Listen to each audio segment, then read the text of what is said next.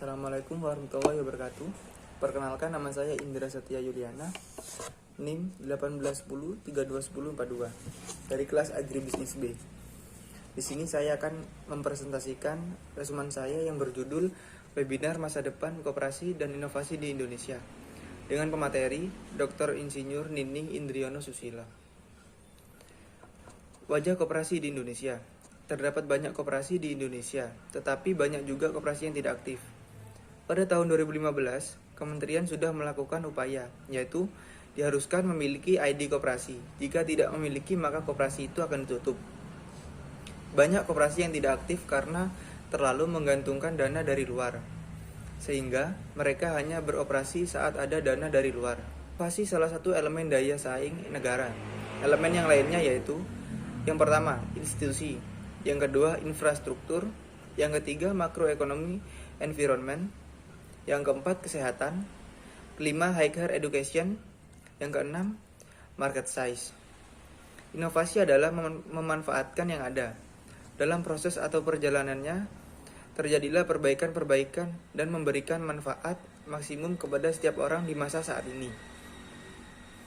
Harus mau belajar dari kesehatan dan memperbaikinya.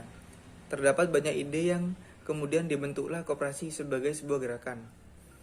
Inovasi dan Rapot Daya Saing Indonesia tahun 2016. Indonesia hanya menduduki angka 3,9 dari maksimal 7. Daya saing Indonesia berada di posisi 34 dari 144 negara. Masalah terbesar dalam bisnis Indonesia tahun 2016 tertinggi adalah korupsi. Di tahun 2018, tertinggi juga masih korupsi. Dapat dikatakan Indonesia masih sangat jago dalam hal korupsi sesuai data. Koperasi dan persepsi korupsi di Indonesia.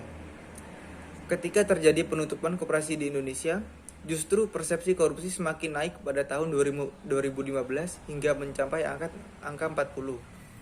Yang menjadi kendala bagi inovasi dalam koperasi pada saat itu adalah terdapat oknum yang terpilih menjadi ketua Dekopin. Gerakan koperasi di Indonesia ada dua, yaitu satu, secara politis, yang kedua secara ekonomis. Di tahun kepemimpinan Bapak Soeharto, dana APBN diberikan kepada Dekopin, yang berarti koperasi berada di bawah kekuasaan negara dan terjadi keruntuhan koperasi pada saat itu. Supaya koperasi seimbang dengan pemerintah, seharusnya dana APBN tidak lagi berada di Dekopin. Dapat disimpulkan bahwa tersendatnya gerakan inovasi dalam koperasi di Indonesia ini dikarenakan dikoperasi oleh beberapa orang. Seperti seharusnya dan APBN itu tidak harus diberikan pada Dekopin. Sekian sedikit resumen dari saya. Wassalamualaikum warahmatullahi wabarakatuh.